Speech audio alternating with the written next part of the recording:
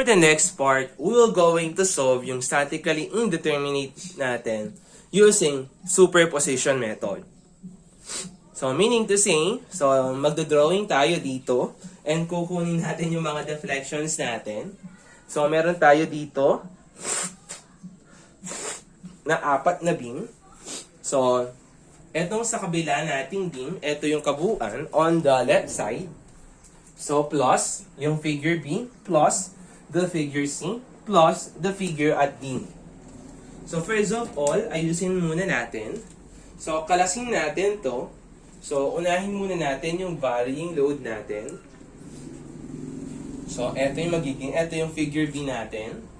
So, dito sa figure C naman natin, kasi dito meron tayong acting dito na reaction at A. And dito meron naman tayong moment at A. So, for this type then, meron tayong reaction at C and moment sa C. So, for this one, yung kinakalas natin is etong moment at saka yung reaction. So, inahin muna natin yung reaction at A. Plus naman, yung susunod naman, yung moment naman natin sa A. So, upon finding yung pagdadraw natin, so meron tayong 3 beams. So, kailangan muna nating malaman yung nature kung paano siya magde-deflect. So, let's draw the deflection diagram. So, for this part, since pababa yung loading natin, so at a certain distance, hindi muna siya magde-deflect. Tapos, ayan, de-deflect na siya. Ayan. So, for the next part, sa figure C naman, so that is upward. Diba? Upward yung force natin. Siyempre, yung beam natin, it will be deflected upward din. So, at a certain distance, di muna siya magde-deflect. Tapos, magde-deflect na siya pataas. Next. Same with moment naman. Since meron tayong counterclockwise, so yung tendency is yung beam natin, magbe-bend siya. So, imaginein mo, ayan. So, meron kang yung tendency ng beam natin, it will be bent downward din. Kasi, ibabaluktot nga niya eh, di ba? So, example, eto yan. So, meron kang moment. So, mangyayari is, meron tayong counterclockwise. So, ibabaluktot niya. So, fixed dito sa kadulot, babaluktot niya pababa. So, at a certain distance, di mo na siya magde-deflect. Tapos, pababa. Ayan. Ngayon, upon studying yung elastic curve natin, so, hanapin naman natin yung mga deflections natin. So, for the figure at B, so, ito yung deflection natin dyan. Itong sa dulo natin, that is our deflection 1. For the figure at C naman, yung nasa dulo natin, that is our deflection 2. Figure at C, ganun din, yung sa dulo natin, that is our deflection 3 naman. So para ma-solve natin to, we will going to have a relation to this 3. So paano? First of all, unahin muna natin sa deflection. So, di ba, kapag nagsosolve tayo ng deflection yan, so we are considering sa A naman. So, kung i-consider natin yung deflection natin sa A, lahat ng deflection natin at A, isasummation natin dito sa right equation natin, makukuha natin yung total deflection sa A. So, deflection at A is equals to deflection 1 plus deflection 2 plus deflection 3. Next naman, another. So, yung slope natin sa A, that is also equal to slope sa 1 plus slope sa 2 plus slope sa 3. So, since cantilever yung beam natin, kahit sa pare-parehas yung slope niya. So, for this example, siguro focus muna tayo sa figure A muna. So, consider figure A.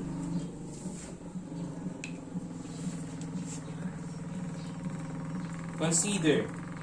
So, yung figure at A natin. So, kung mapapansin ninyo, wala naman tayong deflection dyan. And also, wala tayong slope dyan. Next, we will consider figure B naman. Consider figure B. So, upon considering figure B, we're going to solve yung deflection niya at saka slope. So, for this example, so this is our deflection 1. So, therefore, di ba, nasabi ko sa inyo, using the formula, yung sa pinakadulo ng applied loads natin, doon mo lang makukuha yung deflection. So, for this part, ito yung deflection at 4 natin. Tapos, dito naman, so this is deflection 4. So, para makuha natin yung deflection at 1 natin, so that is equals to deflection 4 plus. So, if we were going to draw, so sabihin natin, mag-draw tayo ng tangent line, draw not beam. So, mangyayari nyo is pag ganyan yan. Ayan. So, that is tangent. So, straight line yan. Imagine nyo na lang. So, meron tayong theta dito. So, let's say that is theta 1. So, by small triangle, so, dito naman, kung titingnan natin at this part, so, that is also equal to theta 1. So, mangyayari niyan is para makuha natin yung remaining distance. So, that will become 2 theta 1. So, EI, deflection at 4, is equal to ML squared all over M plus 2. So, ano yung value ng M natin? So, for this part, para makuha natin yung value ng M natin, so, kukunin lang natin yung moment natin acting on the C, at on point C. So, let's solve for the value of your moment. So, kunin natin yung moment natin dito. So, that is equal to 1/2 of 3 times 12 multiplied by 1/3 of 3. So, that is 1. So, you will have a value of M which is equal to 18 kilonewton meter. And the value of your L is equals to 3 meter. So, EI, deflection at 4, that is equal to M, 18 multiplied by 3 squared all over 3 plus 2. So, burahin na lang natin yung M natin dito. So, the value of your EI, theta 4, is now equal to 32.4 kilonewton cubic meter acting downward. Next naman, yung EI, theta 1 naman natin. So that is ML over N plus 1. So you will have 18 multiplied by 3 multiplied by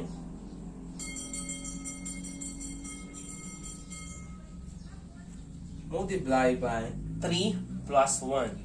So yung value ng theta 1 natin, that is equals to 13.5 kilonewton meter squared. So yung rotation naman niya is counterclockwise.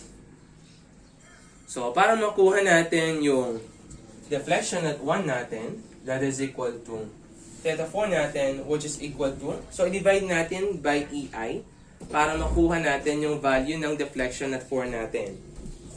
So, we will have 32.4 plus 2 multiplied by 13.5. So, the value of your deflection at 1 is now equal to 59.4 all over EI kilonewton cubic meter downward. So, after finding for the value of your deflection at 1, so sumunod naman tayo dito sa figure C to solve for the value of your deflection 2. So, madali na lang yan. We will consider figure C. So, paano yan? So, that is EI, deflection at 2, that is equal to, so same formula lang tayo. ML squared all over N plus 2. So, what is the value of your M? M is equals to, so, eto yan. So, hanapin natin yung value ng M natin dito. So, the value of your M in that is equals to, so, yung buong ano natin, 2 meter plus 3 meter. So, you will have 5 RA. And how about the value of your L? So, the value of your L is equals to 5 meter. So, EI, deflection at 2. So, yung M natin is 5 RA. So, multiply natin yung L, 5 squared, all over yung N natin, since it is a upward force concentrated load. So, yung N natin dyan is 1 plus 2. So, the value of your deflection at 2 is now equal to 125 RA over 3 kilonewton cubic meter. Tapos, yung direction niya is upward. And paano naman yung pagkuha naman no slope naman natin? So, for this part, no, we will going to draw a tangent line here. So, yung mapapakita natin, that is our theta 2. So, solving for the theta 2, same formula lang naman. So, you will have EI, theta 2 is equals to ML over N plus 1. So, ano yung value ng M natin? So, that is equal to 5 RA. Yung N natin, that is equal to 5 all over 1 plus 1. So, the value of your EI, theta 2, is now equal to 12.5 RA, all RA, kilonewton meter squared, and yung rotation niya is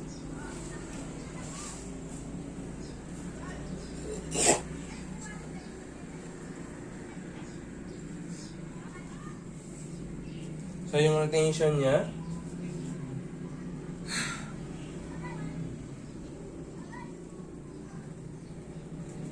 so baliktad pala. So yung rotation niya, dapat yung reference is from horizontal. So that is pa ganito. Ayan.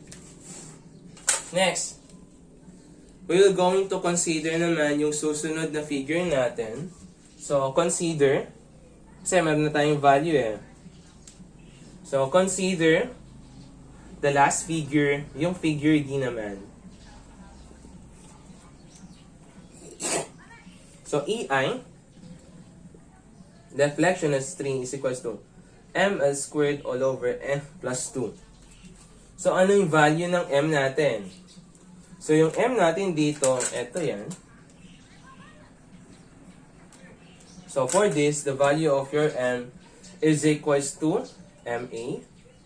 The value of your L is equals to 5 meters. So, ML squared, so we have, so, lagay na natin, no? Yan na natin lagay. So, that is equals to MA. Yung L natin is 5 squared all over. So, yung N natin dyan, that is equal to 0 plus 2. So, you will have 12.5 MA kilonewton cubic meter downward. So, next naman, yung EI, theta 3 naman natin, that is ML over N plus 1. So, the value of your M is equals to MA, 5 all over 0 plus 1. So, you will have a value of 5 MA, kilonewton meter squared. So, yung rotation natin, so, lagay natin. So, yung rotation naman natin, that is counterclockwise. Next naman, we're going to substitute. So this is our, so nakuha na natin yung deflection natin. Deflection at 1. Theta at 1. Deflection at 2. Eto. And yung slope at 2. Yung deflection at 3. And yung slope at 3. So, ngayon, kukunin naman natin yung value natin. So, for this one, yung nauna natin, that is our equation number 1. And susunod naman, that is our equation number 2. So,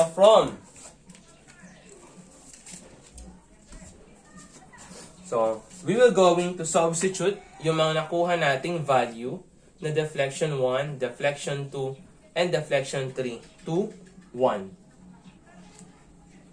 Using, so yung ano natin dito, no, using downward is positive.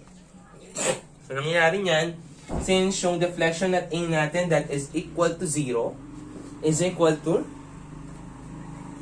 so yung value ng deflection 1 natin, deflection 1 that is equal to 59.4. Since downward dyan, so positive, so we have positive 59.4. Next, yung deflection 2 naman natin. Deflection at 2. Yung value niya is eto. Since it is upward, minus. So that is 125 RA over 3. Next, yung deflection naman natin sa 3. So that is downward. Kaya positive. Positive 12.5 MA. So upon simplifying, that is our equation number 3. So this is our equation number 3. So next naman is we're going to substitute yung slope sa 1, slope sa 2, yung slope sa 3 to 2. So if we were going to substitute that using counterclockwise as positive, so you will have yung theta at A natin that is equals to 0. So yung sa theta at 1 natin, since it is counterclockwise, kaya positive 13.5.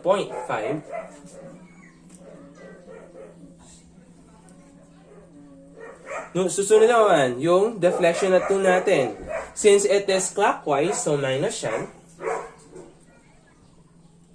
Next is yung slope natin sa 3. So that is positive 5 ME. No, so this will now become our equation number 4. So, if you were going to equate, so gagawin natin is, i-equate natin yung 3 and 4 using mode 5.1. Using mode 5.1 ha, kapag ginamit nyo yan is, eto, itatranspose natin sa kabila, so that will become negative 59.4. Same with here.